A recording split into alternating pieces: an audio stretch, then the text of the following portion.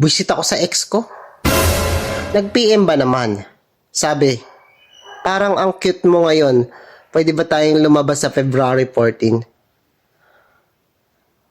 Para tanga kasi yun, nakakasar. Hindi na ako. Please. Ayoko ng ganun, ex na ayun. Parang tanga. Tapos sabi niya pa,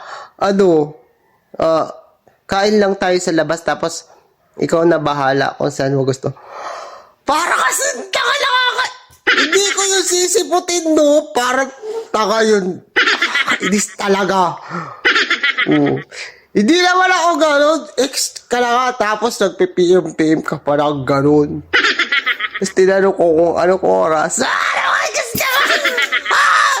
Hindi kasi, pero hindi ako available ng time na yun.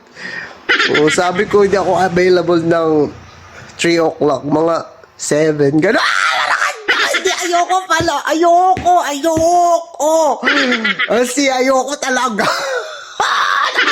Kakainis siya, ayoko nag-PM siya ng gano'n. Hindi ko na nga siya re-replyan. Bukas na lang. Ayoko na.